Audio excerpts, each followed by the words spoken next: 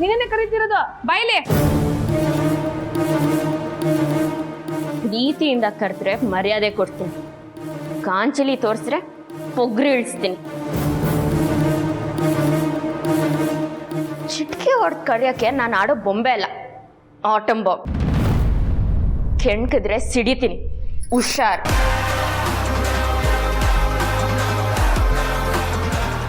ಪ್ರೀತಿಯಿಂದ ಮಾತಾಡ್ಸಿದ್ರೆ ತಲೆ ಬಾಕ್ತೀನಿ, ಕಾಂಚಲಿ ತೋರಿಸಿದ್ರೆ ಅಂಥವ್ರ ಮುಂದೆ ತಲೆ ಎತ್ತು ಮೆರಿತೀನಿ.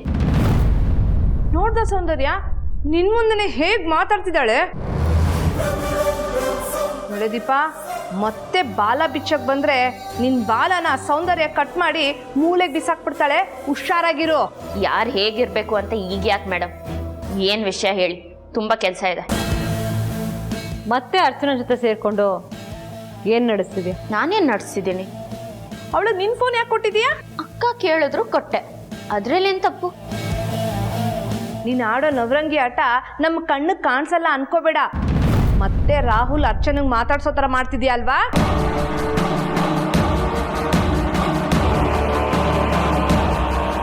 ಈಗಾಗ್ಲೇ ನಿನಗೆ ರಾಹುಲ್ ಅರ್ಚನಾ ವಿಚಾರದಲ್ಲಿ ಚೆನ್ನಾಗಿ ಮಂಗಳಾರತಿ ಆಗಿದೆ. ಹಾಗಾಗಿದ್ರು ಮತ್ತೆ ನೀನು ಅವರಿಬ್ರು ಒಂದು ಮಾಡೋದಾಗ್ಲಿ ಇನ್ನೇನೋ ಮಾಡೋಕ್ಕಾಗ್ಲಿ ಟ್ರೈ ಮಾಡಿದ್ರೆ ಪರಿಣಾಮ ನೆಟ್ಟಿಗಿರೋದಿಲ್ಲ. ಬ್ರಹ್ಮ ಬರ್ದಿರೋ ಹಣೆ ಬರನ ಯಾರಿಂದಾನೂ ತಪ್ಸಕ್ಕಾಗಲ್ಲ ಮೇಡಮ್. ಅರ್ಚನಾ ಅಕ್ಕ ಹಣೆಯಲ್ಲಿ ರಾಹುಲ್ ಅಣ್ಣನ ಜೊತೆನೆ ಮದುವೆ ಆಗಬೇಕು ಅಂತ ಬರ್ದಿದ್ರೆ ನಾನೋ ನೀವೋ ತಡಿಯೋಕ್ಕಾಗಲ್ಲ. ಇಷ್ಟೇ ಧೈರ್ಯ ಇದೆ ನಿನ್ಗೆ? ಅದು ನಮ್ಮ ಸೌಂದರ್ಯನ ಮುಂದೆನೆ ಮಾತಾಡ್ತೀಯ? ಸತ್ಯ ಮಾತಾಡಕ್ ಭಯ ಯಾಕೆ ಮೇಡಮ್? ರಾಹುಲ್ ಅಣ್ಣನ ಮನೆಯಿಂದ ದೂರ ಮಾಡಿರ್ಬೋದು, ಆದರೆ ಅರ್ಚನಾ ಅಕ್ಕ ಮನಸ್ಸಿಂದ ದೂರ ಮಾಡೋಕ್ಕಾಗಿಲ್ಲ ಅಲ್ವಾ? ರಾಹುಲ್ ಅರ್ಚನಾ ಮತ್ತೆ ಟಚ್ಚಲ್ಲಿದ್ದಾರೆ, ಅದಕ್ಕೆಲ್ಲ ನೀನೇ ಕಾರಣ ಅಂತ ಚಿರುಗೇನಾದರೂ ಗೊತ್ತಾದರೆ ಅವನಂತೂ ನಿನ್ನ ಸುಮ್ಮನೆ ಬಿಡಲ್ಲ. ಅದೆಲ್ಲ ಏನೇ ಇದ್ರೂ ಇವತ್ತಿಗೆ ನಿಂತು ಹೋಗ್ಬೇಕು, ನೆನ್ಪಿರ್ಲಿ.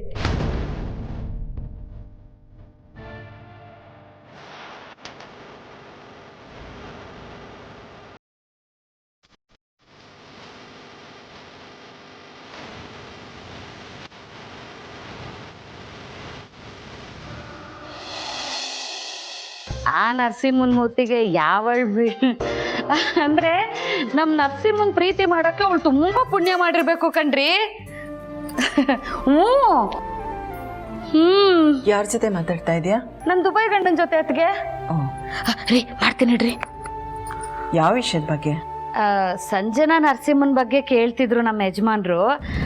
ನರಸಿಂಹನ್ ಅಂತ ಒಳ್ಳೆ ಹುಡುಗನ್ ಪಡಿಯಕ್ಕೆ ಆ ಸಂಜನಾ ಪುಣ್ಯ ಮಾಡಿರ್ಬೇಕು ಗೊತ್ತಾ ಅಂತ ಹೇಳ್ತಿದ್ದೆ ಅತ್ಗೆ. ಖಂಡಿತವಾಗ್ಲೂ ಪುಣ್ಯ ಮಾಡಿರ್ಬೇಕು ಕಣೆ. ಅವಳೇನು ತ್ರಿಪುರ ಸುಂದರಿನಾ? ನನ್ನ ಮಗನಿಗೆ ರಾಣಿ ಅಂತ ಹುಡುಗಿ ಸಿಗ್ತಾಳೆ.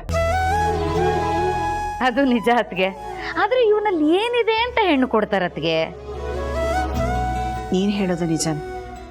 ಮೊದಲೇ ಇವನಿಗೆ ಒಂದು ಕೆಲಸ ಅಂತ ಆಗಬೇಕು. ಇವನ್ ಕಾಲ ಮೇಲೆ ಇವ್ನು ನಿಲ್ಲೋ ಥರ ಆದರೆ ಆಮೇಲೆ ಮದುವೆ ಮಾತುಕತೆ ಮಾತಾಡ್ಬೋದಪ್ಪ. ನರಸಿಂಹ, ನಿನ್ಗೆ ಒಳ್ಳೇದಾಗ್ಲಿ ಅಂತ ದೇವಸ್ಥಾನದಲ್ಲಿ ನಿನ್ನ ಹೆಸರಿಗೆ ಅರ್ಚನೆ ಕೊಟ್ಟಿದ್ದೀನಿ, ಹೋಗ್ಬಿಟ್ಟು ಬಾಪ. ಹೌದಮ್ಮ, ನೀ ಹೇಳ್ಮೇಲೆ ಮುಗೀತು. ಮೇಷ್ಟ್ರೆ, ನೀವು ಬನ್ನಿ ಹೋಗೋಣ. ಇಲ್ಲ, ನನಗೆ ಸ್ವಲ್ಪ ಕೆಲಸ ಇದೆ, ನೀವು ಹೋಗಿ ಬನ್ನಿ. ಹೌದಾ, ಸರಿ, ನಾವು ಬರ್ತೀನಿ. ಸ್ನಾನ ಮಾಡ್ಕೊಂಡು ಹೋಗೋ, ಅದು ನಿನ್ ದೇವಸ್ಥಾನ ಅಲ್ಲ, ದೇವ್ರಿರೋ ದೇವಸ್ಥಾನ. ಹೋಗಪ್ಪ, ಸ್ನಾನ ಮಾಡ್ಕೊಂಡು. ಕರೆಕ್ಟ್.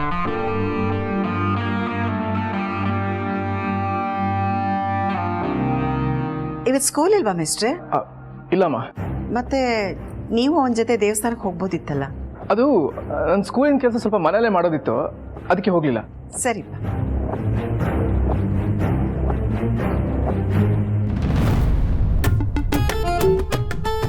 ಈಗೇನು ಮಾಡಲಿ? ನರಸಿಂಹವ್ರ ಹತ್ರ ಹೋಗಿ ಮತ್ತೆ ಫೋನ್ ಹೇಗಿಸ್ಕೊಳ್ಳಿ? ಒಂದು ವೇಳೆ ಅರ್ಚನವ್ರು ಮೆಸೇಜ್ ಮಾಡೋದನ್ನು ನರಸಿಂಹವ್ರು ನೋಡಿದ್ರೆ ಏನು ಅಂದ್ಕೊಳ್ಳಲ್ಲ ನಮ್ಮ ಬಗ್ಗೆ? ಒಳ್ಳೆ ಚಿಕ್ಕ ಮಕ್ಕಳ ಥರ ಕಚ್ಚಾಡ್ತಿದ್ರಲ್ಲ ಅಂದ್ಕೊಳಲ್ವಾ? ಯಾಕೆ ಮೇಷ್ಟ್ರೆ, ಬೆಳಗ್ಗೆಯಿಂದ ನಿಮ್ಮ ತಲೆ ಸರಿ ಇಲ್ಲ, ಮನ್ಸು ಸರಿ ಇಲ್ಲ ಅನ್ಸುತ್ತೆ. ಹಾಗೇನಿಲ್ವಲ್ಲ? ಅಲ್ಲ ಮೇಷ್ಟ್ರೆ, ಒಂದು ನಿಮಿಷ ಇರಿ.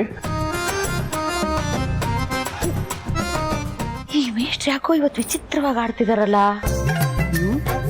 ಊರು ಸಾಬ್ರಿ ನನಗೆ ಯಾಕೆ? ಅಯ್ಯೋ, ನನಗೆ ಈ ಮನೇಲಿ ಮಾಡೋಕ್ಕೆ ತುಂಬ ಕೆಲಸ ಇದೆ. ಏನು ಕೆಲಸ ಮಾಡಲಿ?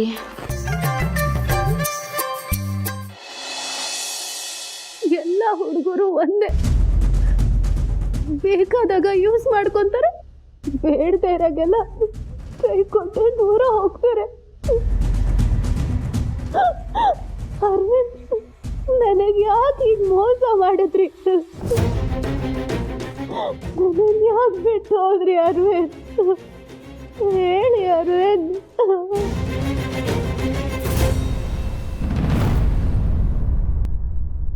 ಕವನ, ಯಾಕೆ ಮಗಳೇ ಹೀಗಿದೆಯಾ? ಏನಾಯ್ತು? ಇಷ್ಟೊತ್ತು ಡ್ಯಾಡ್ ಬಂದು ನನ್ನ ತಲೆ ತಿಂದ್ರು, ಇವಾಗ ನೀನ್ ಬಂದು ತಲೆ ತಿನ್ನು. ನನಗೆ ಏನಾದ್ರೆ ಏನಿವಾಗ?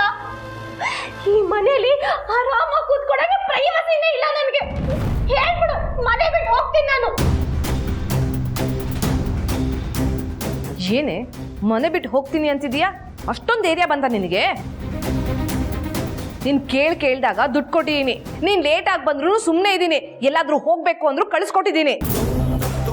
ಇಷ್ಟೆಲ್ಲ ಫ್ರೀಡಮ್ ಕೊಟ್ರು ಈ ಥರ ಮಾತಾಡ್ತಿದ್ಯಲ್ಲ, ಇದು ಸರಿನಾ? ಈಗ ಯಾಕೆ ನೀನು ಇಷ್ಟೊಂದು ಬೇಜಾರಾಗಿದೆಯಾ? ಏನು ಕಳ್ತಿದ್ಯಾ? ಯಾರಾದರೂ ಏನಾದರೂ ಹೇಳಿದ್ರೇನಮ್ಮ? ಅದಕ್ಕೆ ಯಾಕೆ ಕೋಪ ಮಾಡ್ಕೋತಿದ್ಯಾ? ಕೋಪ ಮಾಡ್ಕೊಳ್ದೆ ಇನ್ನೇನ್ ಮಾಡ್ಲಿ? ನನಗೆ ಫ್ರೀಡಮ್ ಕೊಟ್ಟಿದ್ದೀನಿ ಅಂತ ಹೇಳಿದೆ ತಾನೇ? ಹೌದು. ಈಗಲೂ ನನ್ನ ಪಾಡಿಗೆ ಬಿಟ್ಬಿಡು. ನನ್ನನ್ನೇನು ಕೇಳ್ಬೇಡ, ನಾನೇನು ಹೇಳಲ್ಲ. ಕವನ, ನಿಂದು ಯಾಕೋ ಓವರ್ ಆಯ್ತು ಕಣೆ. ನಿನಗೆ ಸಪೋರ್ಟ್ ಮಾಡ್ಕೊಂಡು ನಿಮ್ಮ ಅಪ್ಪಂಗೆ ಬೈದಿದ್ದಕ್ಕೆ ಸರಿಯಾಗಿರೋ ಮರ್ಯಾದೆನೆ ಕೊಟ್ಟಿದೀಯಾ. ಮುದ್ದು ಮಾಡಿ ಬೆಳೆಸಿದ್ದು ನಮ್ಮ ತಪ್ಪು.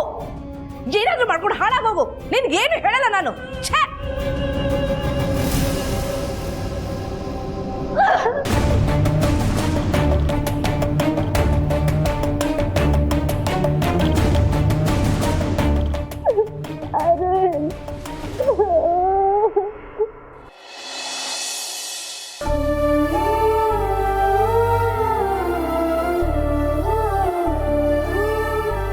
ಯಾಕೆ ಮೇಡಮ್ ಸಪ್ಪಗಿದ್ದೀರಾ? ಈಗ ತಾನೇ ಚಿರು ಸರ್ಗೆ ನಿಮ್ಮ ಮೇಲೆ ಪ್ರೀತಿ ಕಾಳಜಿ ಹುಟ್ಟಿದೆ. ನಿಮ್ಮ ಮಧ್ಯೆ ಇದ್ದಿದ್ದು ಅಡೆತಡೆ ಎಲ್ಲ ಸರಿ ಹೋಗಿ ನಿಮ್ಮ ಜೀವನ ಈಗ ಸರಿ ಆಗ್ತಿದೆ. ಖುಷಿಯಾಗಿರೋ ಸಮಯದಲ್ಲಿ ಯಾಕೆ ಹಿಂಗೆ ಸಪ್ಪಗಿದ್ದೀರಾ? ಏನಾಯ್ತು? ಚಿರು ಅವ್ರು ನನಗೆ ಪ್ರೀತಿ ಮಾಡಿದ್ರು ಮಾಡಲಿಲ್ಲ ಅಂದರು, ಕಾಳಜಿ ತೋರಿಸ್ಲಿಲ್ಲ ಅಂದರು, ನನ್ಗೆ ಅವ್ರ ಮೇಲಿರೋ ಪ್ರೀತಿ ಕಾಳಜಿ ಯಾವಾಗಲೂ ಹಾಗೆ ಇರುತ್ತೆ.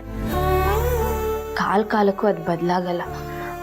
ಆದರೆ ಈಗ ನಾನು ಅದ್ರ ಬಗ್ಗೆ ಎಲ್ಲ ಯೋಚನೆ ಮಾಡ್ತಿರೋದು. ನಾನು ಯೋಚನೆ ಮಾಡ್ತಿರೋದು ಅರ್ಚನಾ ಅಕ್ಕನ ಬಗ್ಗೆ. ಅಂಥದ್ದೇನಾಯ್ತು ಮೇಡಮ್? ಅರ್ಚನಾ ಅಕ್ಕನಿಗೆ ರಾಹುಲ್ ಅಣ್ಣ ಸಿಗಬೇಕು. ಎಲ್ಲರೂ ಒಪ್ಪಿಗೆಯಿಂದ ಅವರಿಬ್ಬರು ಮದುವೆ ಆಗಿ ಸುಖವಾಗಿ ಇರಬೇಕು ಅಂತ ನಮ್ಮ ಅಪ್ಪ ಅಮ್ಮನ ಜೊತೆ ರಾಹುಲ್ ಅಣ್ಣನ್ನು ಕರೆಸ್ದೆ. ಆದರೆ ಇಲ್ಲಿ ನಡೆದಿದ್ದೇ ಬೇರೆ.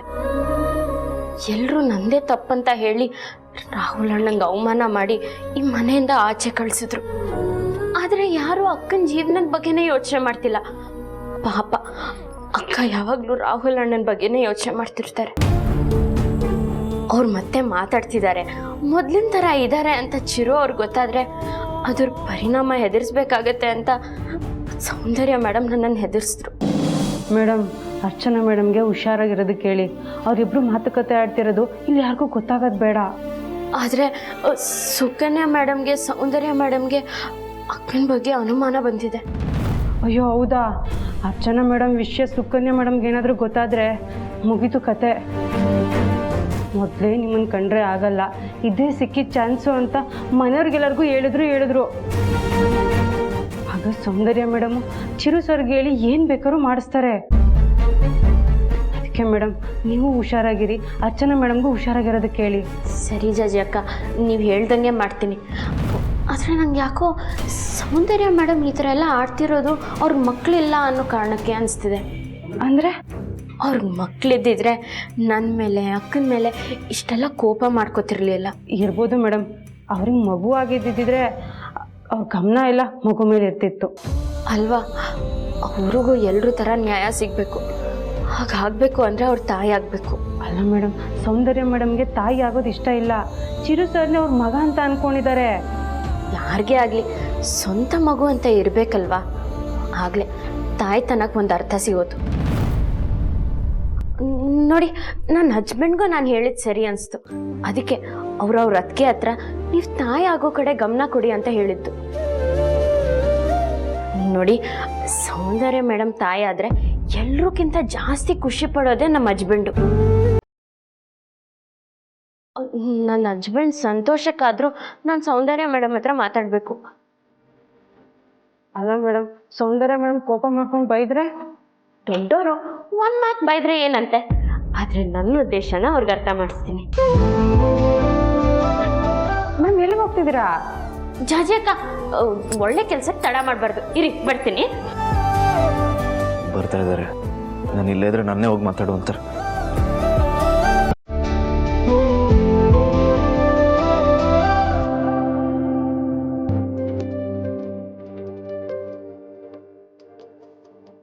ನನ್ನ ಅಪ್ಪನ ಮಧ್ಯೆ ಇಷ್ಟು ದಿನ ಇದ್ದಿದ್ದ ಮನಸ್ತಾಪನ ದೂರ ಮಾಡಿದ್ರಿ. ಈಗ ಅತ್ತಿಗೆ ಹತ್ರ ಮಾತಾಡಕ್ಕೆ ಹೋಗ್ತಾ ಇದ್ದೀರಾ. ಅವರು ಮನಸ್ಸು ಬದಲಾಯಿಸಿ ತಾಯಿಯಾಗ ಒಪ್ಕೊಂಡ್ರು ಒಪ್ಕೋಬೋದು.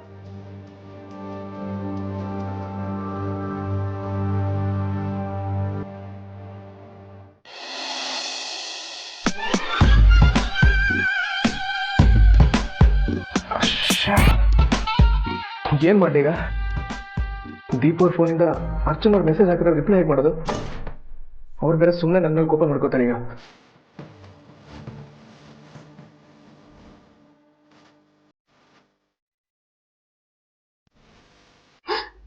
ಮೇಷ್ಟ್ರೆ, ಇಷ್ಟು ದೊಡ್ಡ ಮನೆ ಇದೆ, ಈ ಮೂಲೆಯಲ್ಲಿ ಯಾಕೆ ನಿಂತಿದ್ದೀರಾ? ಏನಿಲ್ಲ, ಸುಮ್ಮನೆ ನಿಂತಿದ್ದೀನಿ. ಸುಮ್ಮನೇನಾ? ಏನೋಪ್ಪ, ಬೆಳಗ್ಗೆಯಿಂದ ತುಂಬಾ ವಿಚಿತ್ರವಾಗಿ ನಡ್ಕೋತಾ ಇದ್ದೀರಾ. ನಮ್ಮ ನರಸಿಂಹ ನೋಡಿ ಜೋರಾಗಿ ಹಾಡು ಹೇಳ್ಕೊಂಡು ಹೆಂಗ್ ಸ್ನಾನ ಮಾಡ್ತಾ ಇದ್ದಾನೆ ಅಂತ. ನರಸಿಂಹನ್ ಬೆನ್ನುಜ್ಜಕ್ಕೆ ಏನಾದ್ರು ಹೋಗ್ತೀರಾ? ಚಿಚಿ, ಹಾಗೆಲ್ಲ ಏನೂ ಇಲ್ಲಪ್ಪ. ಏನೋಪ್ಪ, ಏನಾದ್ರು ಮಾಡ್ಕೊಳ್ಳಿ. ಅಯ್ಯಯ್ಯೋ, ಮೆಸೇಜ್ ಬಂತು. ಅಂದರೆ ದೀಪ ಅವ್ರ ಮೊಬೈಲಿಂದ ಅರ್ಚನ್ ಅವ್ರು ಮೆಸೇಜ್ ಹಾಕಿರ್ತಾರೆ. ಏನಪ್ಪ ಮಾಡ್ಲಿ ಈಗ? ನರಸಿಂಹ ಅವರೇ, ಸ್ವಲ್ಪ ಬಾಗಿಲು ತೆಗಿತೀರಾ? ಯಾಕೆ ಮೇಷ್ಟ್ರೆ? ನಂಗೆ ಅರ್ಜೆಂಟಾಗಿ ನಿಮ್ಮ ಮೊಬೈಲ್ ಬೇಕಿದೆ, ಸ್ವಲ್ಪ ಬಾಗಿಲು ತೆಗೀರಿ. ಅಯ್ಯೋ ಮೇಷ್ಟ್ರೆ, ಸ್ನಾನ ಮುಗಿಲಿ ಸ್ವಲ್ಪ. ಅಯ್ಯೋ, ನನಗೆ ಅದಕ್ಕೆಲ್ಲ ಟೈಮ್ ಇಲ್ಲ, ಪ್ಲೀಸ್ ಬಾಗಿಲು ತೆಗಿತೀರಾ? ಏನ್ ಮೇಷ್ಟ್ರೆ? ಒಂದು ನಿಮಿಷ ಸೈಡಿಗೆ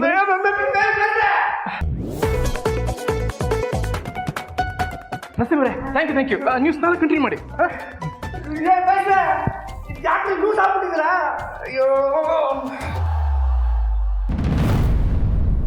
ಓಹೋ, ಆಗಲೇ ಮೆಸೇಜ್ ಬಂದ್ಬಿಟ್ಟಿದೆ. ನೀವು ದೀಪನ್ ಫೋನಿಂದ ಮೆಸೇಜ್ ಹಾಕಿದ್ರೆ ನಾನು ಅದನ್ನ ಒಪ್ಕೊಂಡು ಸಾರಿ ಕೇಳಬೇಕಾ? ಚಾನ್ಸೇ ಇಲ್ಲ. ನಿಜವಾದ ಪ್ರೀತಿಲಿ ಅಹಂ ಇರಲ್ಲ. ರಾಹುಲ್ ಅಣ್ಣಂಗೆ ಮೆಸೇಜ್ ಮಾಡೋಕ್ಕೆ ಅವ್ರ ಅಹಂ ಅಡ್ಡ ಬಂದರೆ ರಾಹುಲ್ ಅಣ್ಣಂಗೆ ಅಕ್ಕನ ಮೇಲೆ ಪ್ರೀತಿ ಇಲ್ಲ ಅಂತ ಅರ್ಥ. ಓಹೋ, ಅಂದರೆ ನನಗೆ ಅಹಂ ಇದೆ, ನಿಮಗಿಲ್ವಾ? ನನಗಿಂತ ಜಾಸ್ತಿ ನಿಮಗೆ ಇದೆ. ಏನು ರಿಪ್ಲೈ ಮಾಡಲಿ ಈಗ?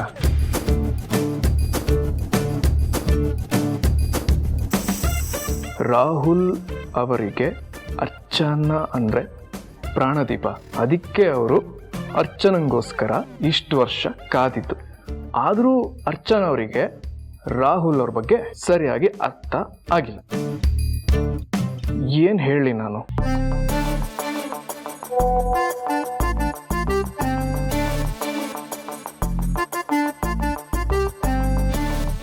ಪ್ರೀತಿ ಮಾಡೋರು ಕೋಪ ಯಾಕೆ ಮಾಡ್ಕೋಬೇಕು?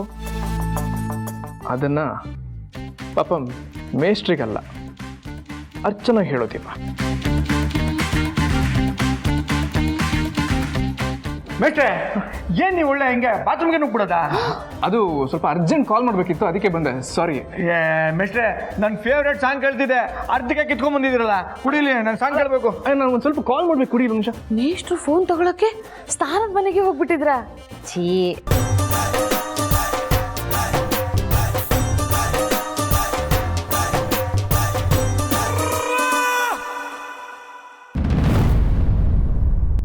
ಮೇಡಮ್,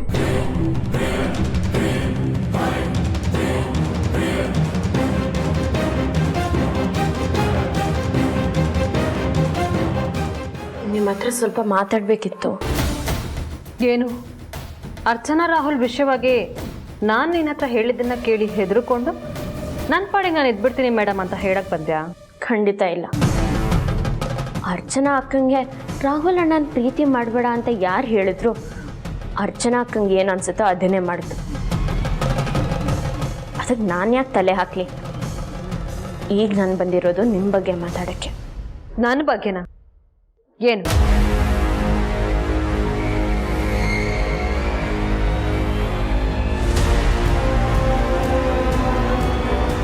ನಾನು ಈ ಮನೆಗೆ ಬಂದಾಗಿದ್ದ ಇದನ್ನು ಕೇಳಬೇಕು ಅಂತ ಇತ್ತು.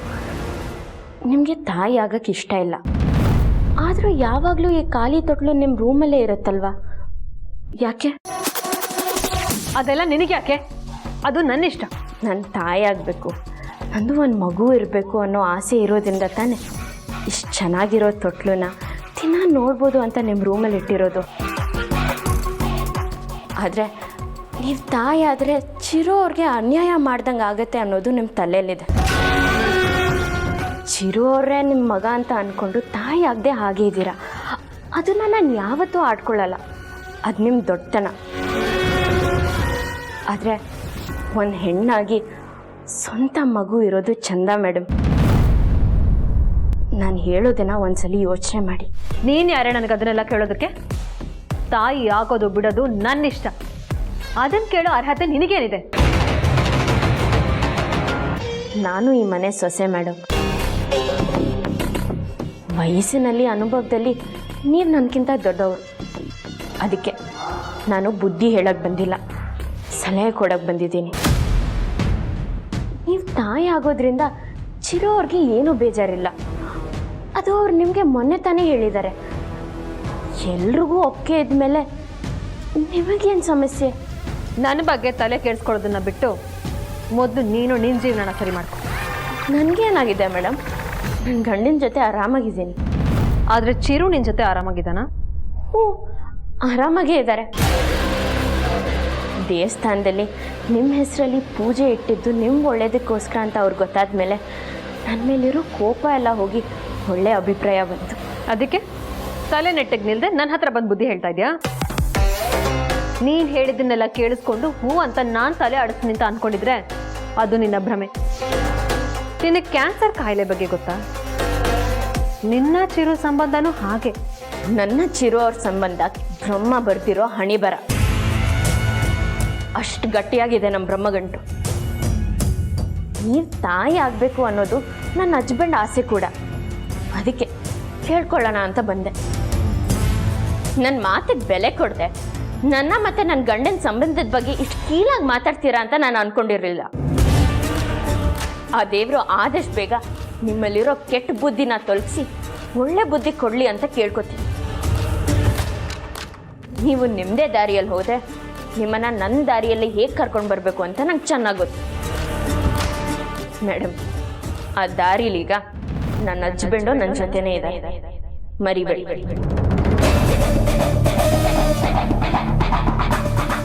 ನಿನ್ನ ಚಿರುನ ಹೇಗೆ ದೂರ ಮಾಡಬೇಕು ಅಂತ ನನಗೆ ಗೊತ್ತಿದೆ. ಆಗ ನೀನೇ ಬಂದು ನನ್ನ ಕಾಲು ಹಿಡ್ಕೊಂಡು ಕ್ಷಮೆ ಕೇಳ್ತೀಯ. ಆಗ ನಾನು ಕರ್ಗೋಗ್ತೀನಿ ಅಂದ್ಕೊಂಡಿದ್ಯಾ? ಸುಡೋ ಬೆಂಕಿ ಥರ ನಿನ್ನನ್ನು ಇಂಚಿಂಚು ಸುಟ್ಟಾಕ್ಬಿಡ್ತೀನಿ.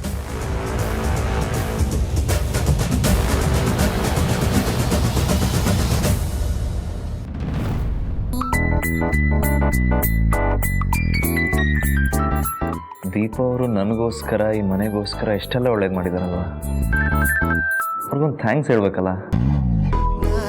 ಹೆಂಗೆ ಹೇಳಿ? ಕರೆದ್ಬಿಟ್ಟು ಹೇಳ, ಫೋನ್ ಮಾಡಿ ಹೇಳ? ಎರಡು ಬೇಡ, ಮೆಸೇಜ್ ಮಾಡ್ತೀನಿ. ಹಾಯ್ ಹಾಯ್ ಅಂತ ಕಳ್ಸಕ್ಕೆ ಅವ್ರೇನು ಹೊಸಬ್ರೆ? ಬೇಡ ಬೇಡ. ದೀಪ, ದೀಪ ಅವರೇ,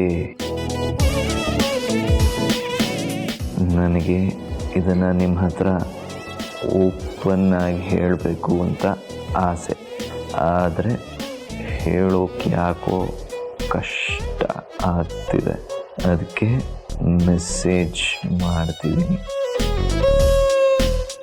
ದಯವಿಟ್ಟು ತಪ್ಪು ತಿಳ್ಕೊಬೇಡಿ. ನೀವು ನನಗೋಸ್ಕರ, ಈ ಮನೆಗೋಸ್ಕರ, ಅತ್ತಿಗೆಗೋಸ್ಕರ ಮಾಡಿರೋ ಒಳ್ಳೆ ಕೆಲಸಗಳಿಗೆ ನನ್ನ ಕಡೆಯಿಂದ ಹಾರ್ಟ್ಫುಲಿ ಥ್ಯಾಂಕ್ಸ್. ಇಂಗ್ಲೀಷಲ್ಲಿ ಬರೆದ್ರೆ ಅವ್ರಿಗೆ ಹೆಂಗೆ ಅರ್ಥ ಆಗುತ್ತೆ? ಕನ್ನಡದಲ್ಲಿ ಬರೆಯೋಣ. ಹೃದಯಪೂರ್ವಕ ಅಭಿನಂದನೆಗಳು. ನೀವು ನನ್ನ ಜೀವನದಲ್ಲಿ ಬಂದ ಮೇಲೆ ನನ್ನ ಜೀವನ ತುಂಬ ಬದಲಾಗಿದೆ. ಮೊದಲು ತುಂಬ ಸೈಲೆಂಟಾಗಿದ್ದವನು ಈಗ ಮಾತಾಡೋಕ್ಕೆ ಶುರು ಮಾಡಿದ್ದೀನಿ.